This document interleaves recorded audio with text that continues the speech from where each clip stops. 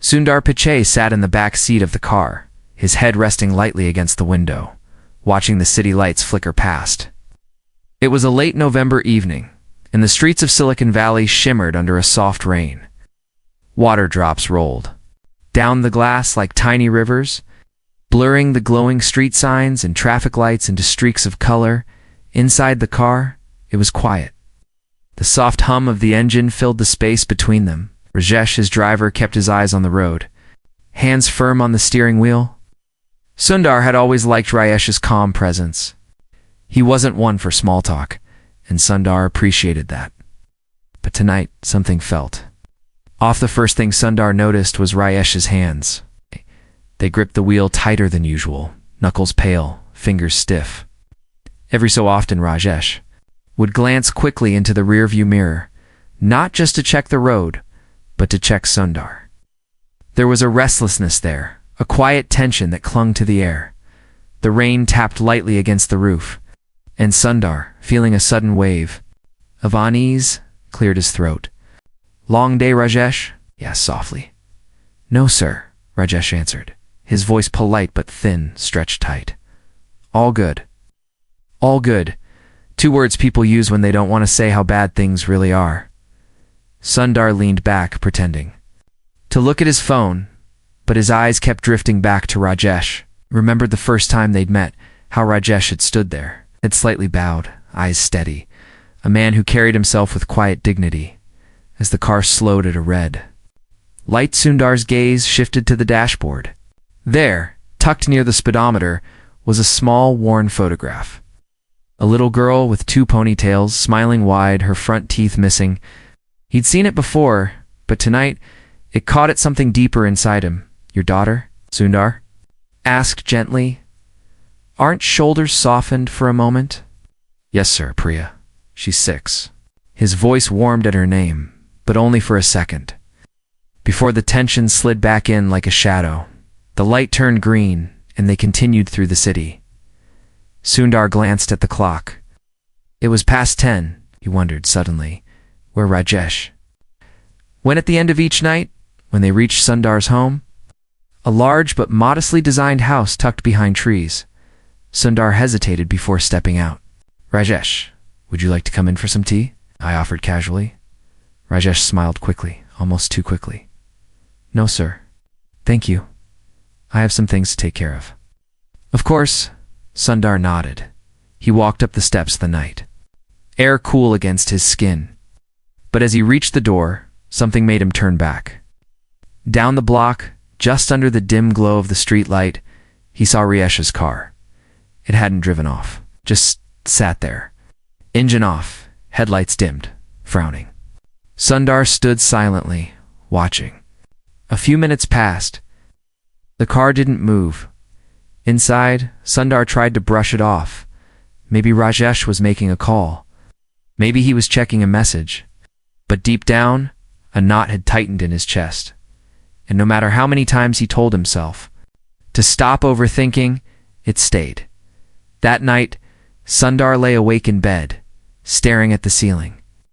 The rain had stopped, but inside his head, a storm was building.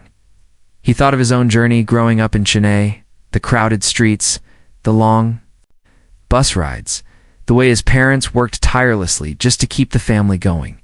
He thought of how many times they had hidden their own struggles from him, how many nights they had sat in quiet worry so he could study in peace. Something about Rajesh tonight had cracked open that old memory, and as dawn's first light began to creep through the curtains, Sundar made a decision. He was going to find out the truth. The next evening, Sundar kept his plan simple. After finishing a meeting, he called Rajesh to pick him up from the office. They drove home, just like always, the car humming through the darkened streets. "Thank you," Sundar said as they arrived. "Good night." "Good night, sir," Rajesh replied with his usual calm, and the car pulled away. But tonight, Sundar didn't go inside. Instead, he waited until Rajesh's car disappeared around the corner, then quickly got into his own car and followed at a safe distance. His hands felt oddly sweaty on the wheel. His heart beat faster than he wanted to admit. He followed as Rajesh's car moved away from the polished neighborhoods, away from the glowing tech campuses.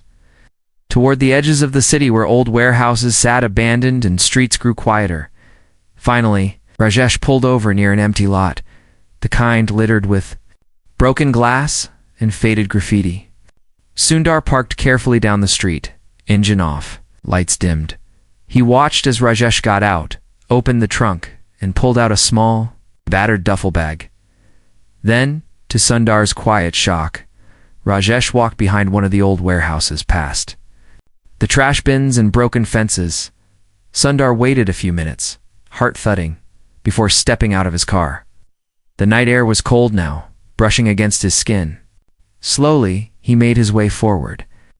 Keeping to the shadows, he reached the corner and peered around there. Under a rusty awning, Rajesh had laid out a thin blanket on the ground. He sat on it, back against the wall, his phone in hand. The light from the screen lit his face softly, and Sundar realized Rajesh was smiling.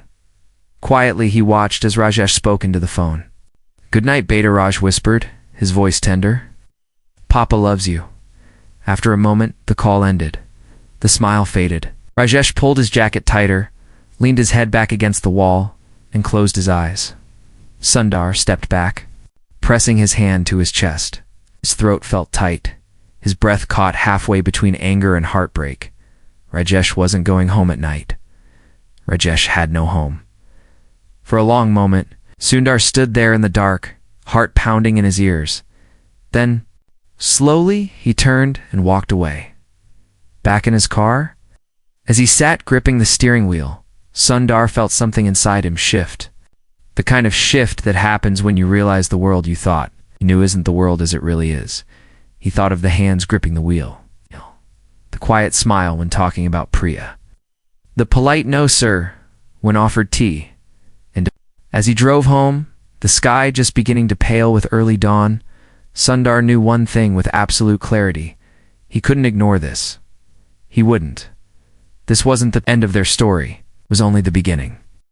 The next morning, Sundar Pichai sat alone at his kitchen table, a cup of tea growing cold in his hands.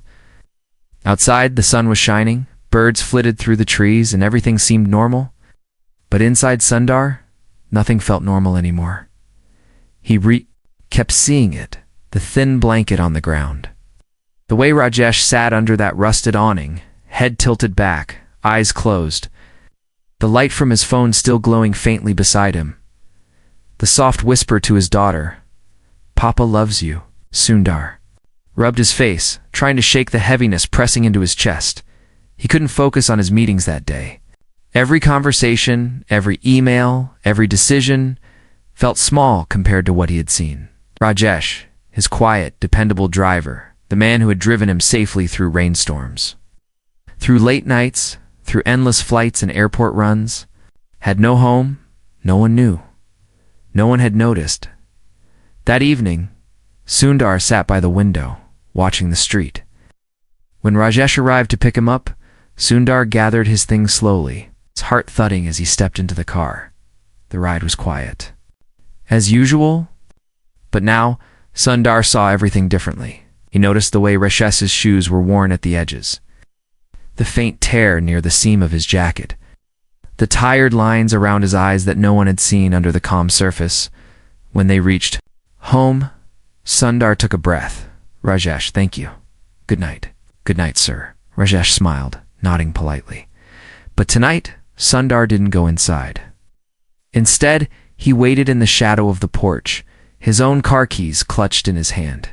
He watched as Rajesh's car turned the corner, then slipped quickly into his own car and followed. The city passed by in flashes of light and dark.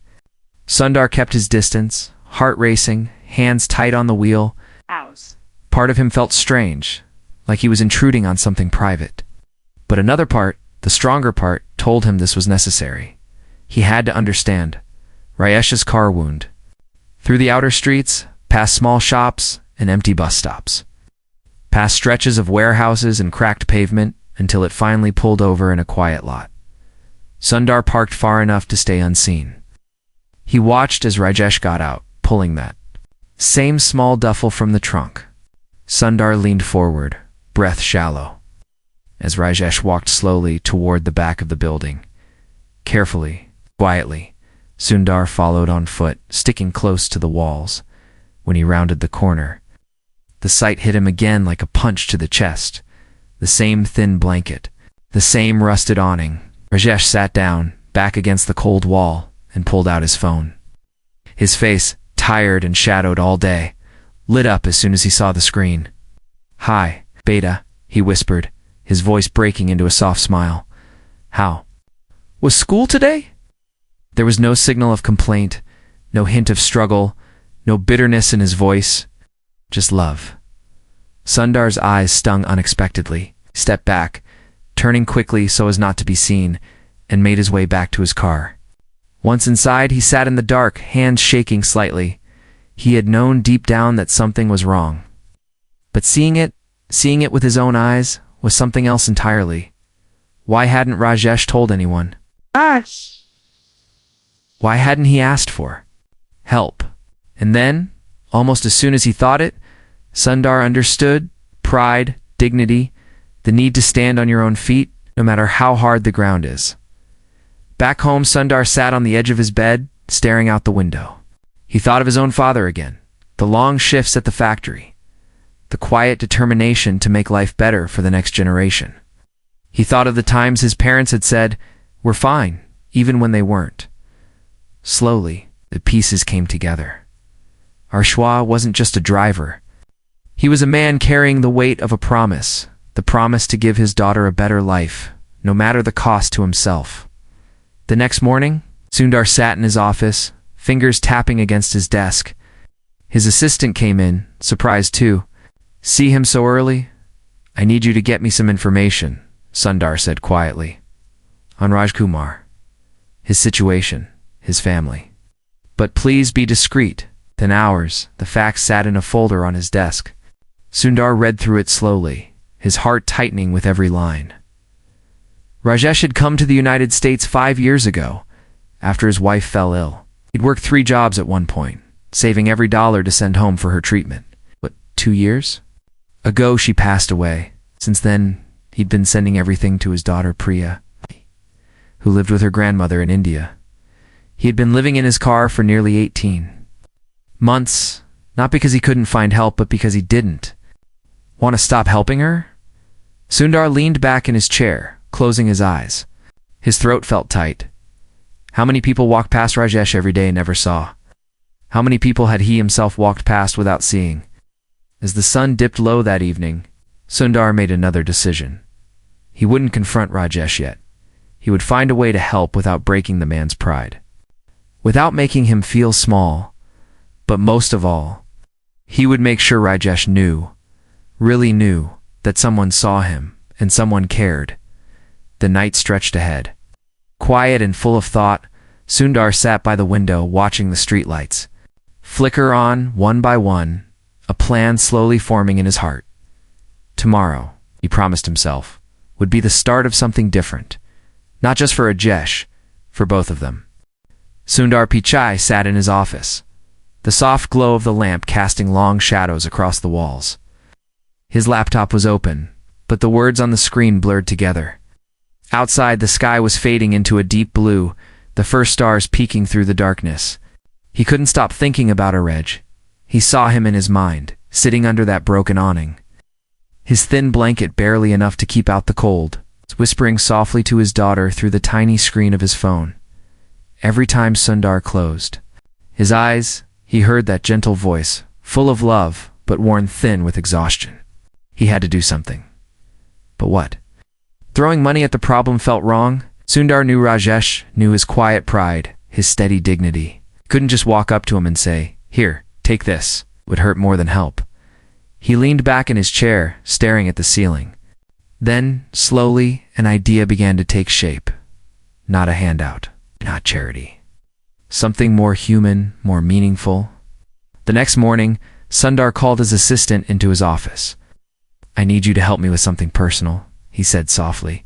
"Can you arrange a meeting with HR and also call my real estate agent?"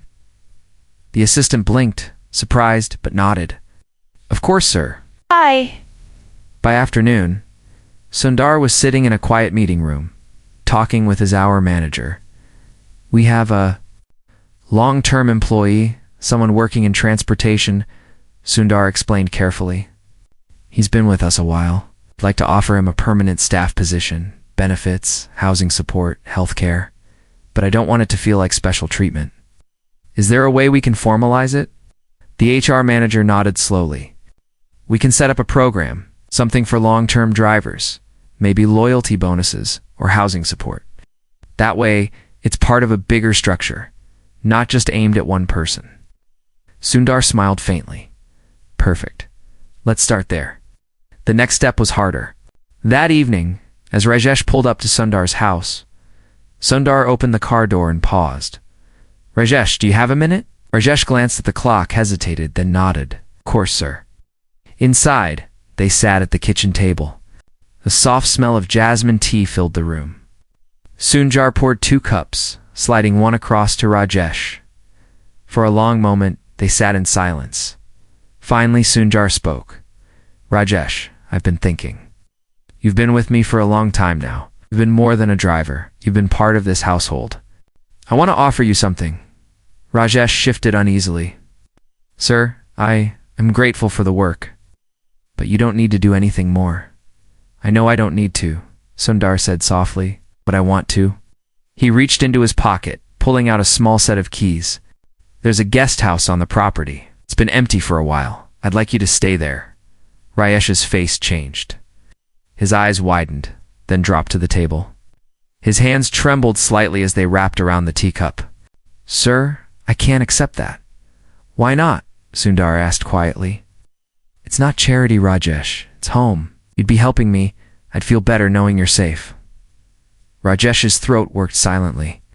His eyes were shining now, and he quickly wiped at them with the back of his hand. Thank you, sir, he whispered. I don't know what to say. Say yes, Sundar smiled gently. That night, Sundar stood at the window, watching the small guest house across the garden. The lights were on, casting a warm glow through the curtains.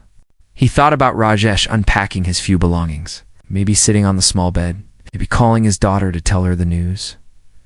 For the first time in a long while, Sundar felt a kind of peace settle over him. But deep down, he knew this wasn't the end. This was just the beginning. Over the next few days, things quietly shifted. Rajesh still worked with the same dedication, still arrived early, still smiled politely.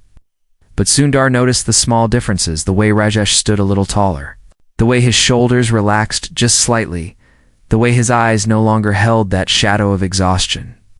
One evening, as Sundar walked through the garden, saw Rajesh sitting outside the guest house, talking softly on his phone. Yes, Beta Rajesh was saying, his voice tender. Papa has a room now, a real bed. No, not big, but warm. Papa's fine, sweetheart. Sundar stopped, his heart tightening. He turned quietly and walked away, giving Rajesh his moment. But just as Sundar began to think things were settling, Rajesh knocked on his door one night, his face pale and hands shaking. Sir, may I speak with you? Sundar's chest tightened. Of course, Rajesh. Come in. They sat at the kitchen table, the soft glow of the lamp making Rajesh's eyes look even more tired. Sir, daughter. Priya, Rajesh began, his voice breaking. My mother called. She's sick. She needs a doctor. But the costs. I don't have enough saved yet. He looked down, shame coloring his face. I'm sorry, sir. I shouldn't bother you with this. I just needed to tell someone. Sundar reached across the table, resting a hand lightly on Rajesh's. You didn't ask? I'm offering. Rajesh's shoulders shook. For a long moment, neither of them spoke. Then Sundar stood quietly and made a few calls. By morning, arrangements were in place. Priya would be flown to the United States for treatment. All costs covered, no questions asked. But as Sundar watched Rajesh embrace his daughter at the airport, tears streaming down both their faces, he felt something shift inside him again. This wasn't just about kindness. This was about connection, about seeing someone fully, about remembering what mattered. And deep in the quiet of his heart, Sundar knew something else. Their story was far from over. The sun hung low in the sky, casting soft golden light over Sundar Pichai's garden.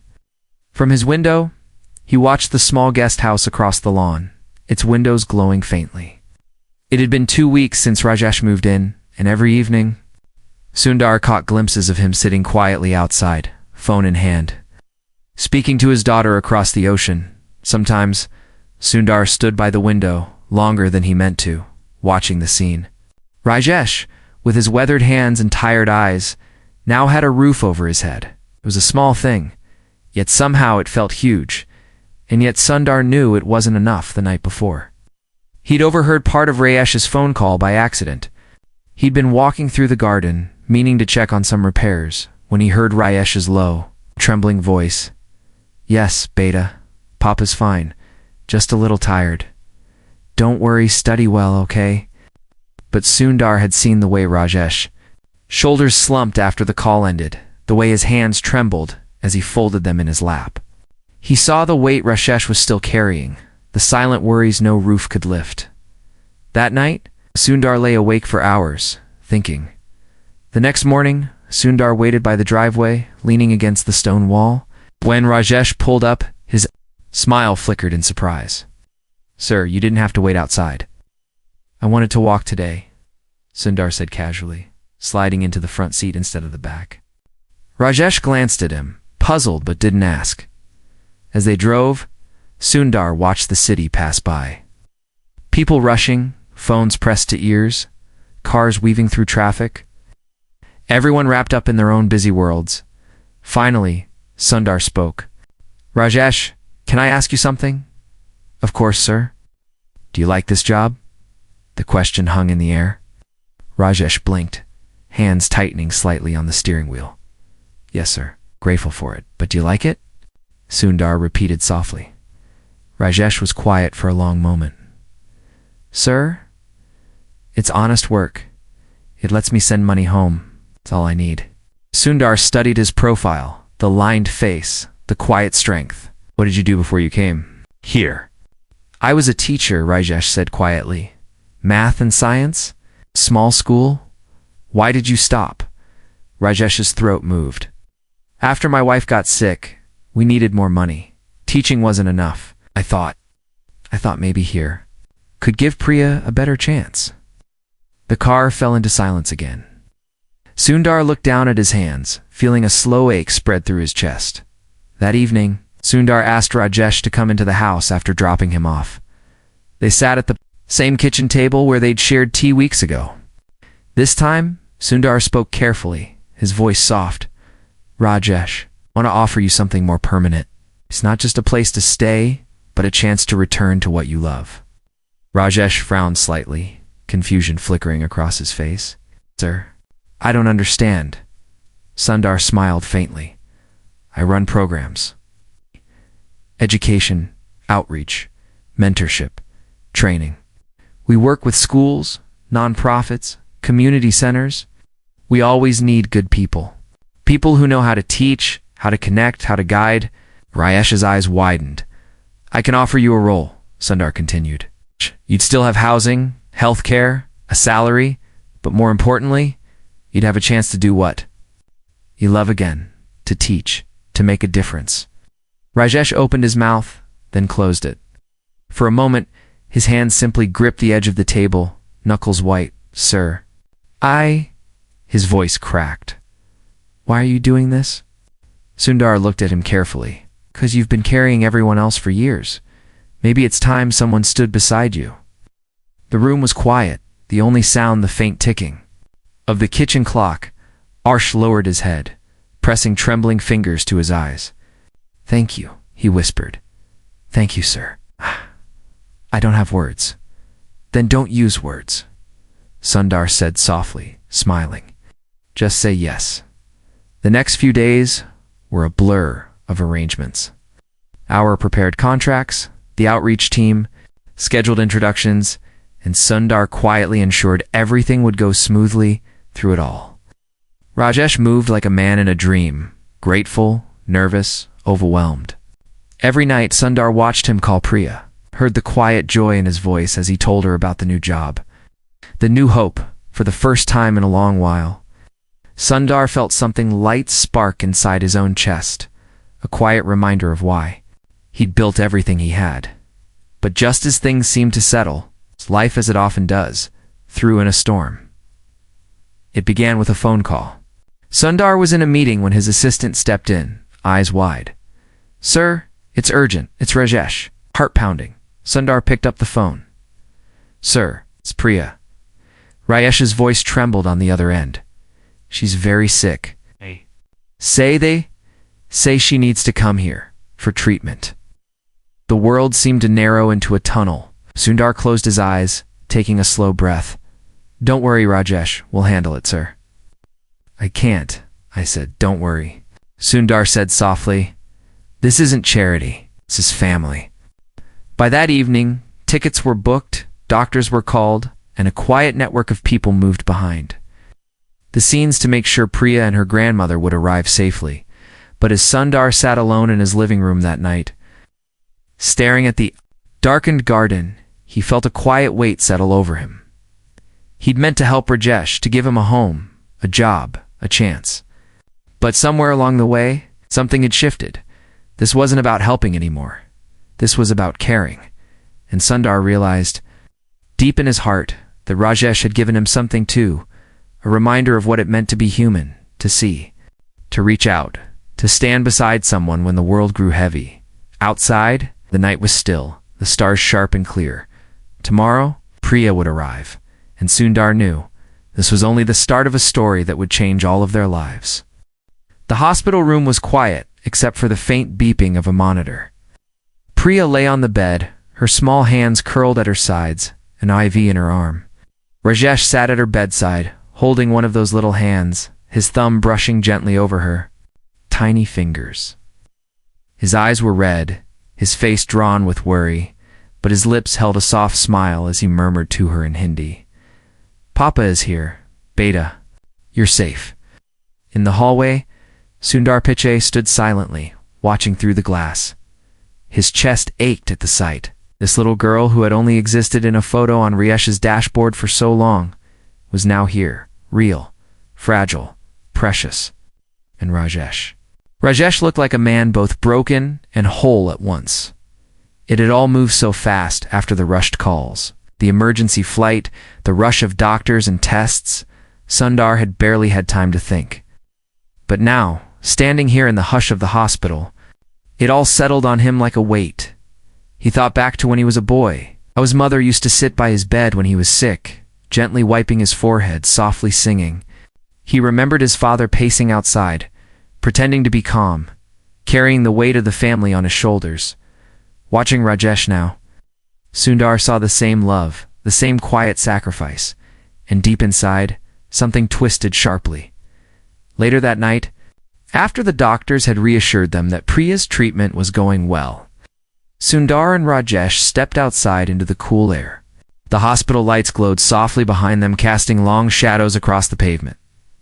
"Sir, I don't know how to thank you," Rajesh said quietly, his voice rough with exhaustion. If you hadn't helped, "Oh, don't need to thank me," Sundar said gently. "She's your daughter. You're her father. That's all that matters." Rajesh swallowed hard, eyes glistening. "I never wanted you to know about how I was living. I was ashamed." Sundar shook his head slowly. "You have nothing to be ashamed of, Rajesh. You worked harder, sacrificed more, gave more than most people ever will. You're not weak. You're strong." Rajesh's face crumpled, and for a moment he pressed his hands to his face, shoulders shaking with quiet sobs. Sundar stood beside him, not touching, not speaking, just standing, a steady presence in the dark. The days that followed were a blur of hospital visits, treatments, paperwork, and late-night calls. Sundar's team worked quietly in the background, handling the details, making sure everything was covered. But the media. The media was another story. Word had leaked somehow. Someone had found out. Tech CEO's driver brings daughter for life-saving treatment. The headline said. At first, Sundar tried to ignore it, but the reporters came anyway. They waited. Outside the hospital, outside Sundar's house, calling, emailing, pressing for details. "How did you find out your driver was homeless? Why did you decide to help? Do you feel like a hero? Sundar hated every word. This wasn't a headline. This wasn't a story. This was Rajesh's life, Rajesh's child, Rajesh's love. One evening, as they left the hospital, a small crowd of journalists waited outside. Cameras flashed, microphones pushed forward, questions flew like darts. Rajesh froze, startled, his hand tightening protectively around Priya's shoulder. Sundar stepped forward, shielding them both, his voice calm but firm. No comment. But the questions kept coming. Sir, do you have anything to say to the public? What message do you want to send? Finally, Sundar turned, his gaze steady. This is not about me, he said quietly. This is about a father who did everything he could to protect his child. Please, let them have peace. That night, Sundar sat alone in his living room, the house quiet around him. He thought about the last few weeks, about how fast everything had changed. He thought about how easy it was to believe you were alone at the top, to think your success shielded you from the pain of the world. But here was Rajesh, a man most people would never notice, whose love and resilience had reminded Sundar of something he hadn't realized he'd been missing. Connection, real, human connection. As the days passed, the media attention slowly faded. Priya grew stronger, her laughter filling the guest house garden as she chased butterflies. Her father watching close by, his eyes soft with joy. But just as Sundar began to believe the storm was over, a letter arrived. It came from India. Letter with trembling handwriting, marked with foreign stamps. Sundar opened it, puzzled, his eyes scanning the neat, careful words as he read. His breath caught. It was from Priya's grandmother. She thanked him for his kindness, his help, his generosity. But there was something else. Something she couldn't say over the phone. Something that would change everything. A secret about Rajesh's past. A truth Rajesh himself didn't know. And as Sundar lowered the letter, his hands shaking slightly, he knew one thing for sure. The story they were living was far from over, and what came next would test them all in ways none of them could imagine. The letter sat on Sundar Pichai's desk, its edges soft from being handled too many times. He had read it once, then twice, then again, each time feeling the same quiet shock seep deeper into his chest. He stared out the window now, hands folded tightly, eyes unfocused. In the garden, he could see Rajesh and Priya. She was sitting on his shoulders, giggling, reaching up to catch the falling leaves. Rajesh turned slowly in circles, his face lit with a joy Sundar hadn't seen before, a lightness, a freedom, and Sundar wondered, should I tell him? Should I tell him everything? The letter from India had been simple, but it carried a weight Sundar hadn't expected. Priya's grandmother thanked him with a kind of gratitude that broke his heart to read, but at the end, she had written something that caught his breath. There was something Rajesh never knew. She wrote in delicate, slanting letters. She explained how Rajesh's own father, whom he believed had died years ago, was still alive, living in a small village, ill, alone. Carrying a quiet regret over the son he had let go, he asks for forgiveness, the grandmother wrote softly. He asks only to see his son one time, before it is too late. Sundar sat back in his chair, closing his eyes. This was not his decision. This was Rajesh's life. But the thought pressed at him like a stone on his chest. That evening, Sundar invited Rajesh to join him in the garden. They sat on the low stone wall, the sky glowing orange and pink. Priya running barefoot in the grass, her laughter floating like music through the air. For a while, they said nothing, just watched the girl play. Then Sundar spoke. Rajesh, I received a letter today. Rajesh turned, a question flickering in his eyes. A letter, sir? Sundar took a slow breath. From India. From your mother-in-law. Rajesh stiffened, his hands folding tightly together. Is everything okay? Sundar hesitated, choosing his words carefully. She wanted you to know. Your father is alive. The words hung heavy in the air. Our chef's face went still, his breath catching. That's not possible. He's been ill, Sundar continued quietly. He's asking to see you, to make peace. For a long time, Rajesh sat frozen, his face pale, his eyes fixed on the grass. I thought he was gone, he whispered at last. He left when I was small. My mother never spoke of him again. Sundar placed a gentle hand on his shoulder. You don't have to decide anything now. Just know that you have the choice. That night, Sundar couldn't sleep.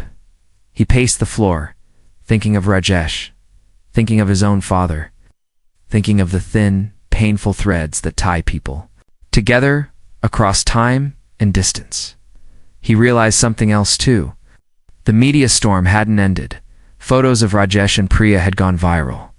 People were sharing their story, painting Sundar as the hero, as the grateful beneficiary. But they didn't know the truth.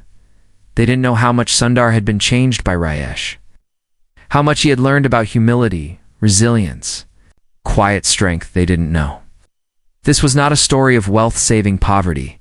This was a story of two men, one at the top of the world, one at the bottom, finding in each other a mirror of everything they had forgotten. The next morning, Rajesh came to Sundar, his face pale, but his eyes steady. Sir, he said softly, I want to go to see him. Then we'll make it happen, Sundar said simply. Within days, arrangements were made. Flights were booked, permissions granted. Doctors consulted, but the media caught on. They swarmed the airport, cameras flashing, questions flying. Are you going to meet your father? What does this reunion mean, Mr. Pichai? Why are you helping? This time, Rajesh spoke. He stood before the microphones, his hands trembling slightly, his daughter tucked close at his side. I'm not a news story, he said quietly. I'm just a father, a son, a man trying to do right by his family. Please, let us go in peace. And then, without another word, he turned and walked through the gates. Holding Priya's hand, when they arrived at the village, Sundar stayed back, giving Rajesh space. He watched from a distance as Rajesh stepped through the small wooden gate of a simple house. He saw the old man sitting on the porch, his body thin, his face lined with time and sorrow. He saw Rajesh pause, his shoulders shaking. He saw the old man look up, his eyes filling with tears. He saw Rajesh kneel, taking his father's hands in his, and the two men pressed their foreheads together, silent, weeping, holding on to each other as if time itself had folded, as if the years between them had never been. And Sundar felt his own eyes sting, his chest ache with something he couldn't name. Weeks later, back in California, life slowly settled again. Priya recovered. Rajesh took up his new role as a mentor and teacher. Sundar returned to his work, but nothing was quite the same. He carried with him now a quiet understanding that success meant nothing without people, without connection, without kindness. And as he stood once more by his window, watching Rajesh and Priya in the garden, father and daughter chasing sunlight through the trees, Sundar smiled softly to himself. He thought he had changed Rajesh's life, but the truth was, Rajesh had saved his, and somewhere deep inside, Sundar knew their story was far from over, because sometimes the people who walk quietly beside us are the ones who leave the deepest mark on our hearts.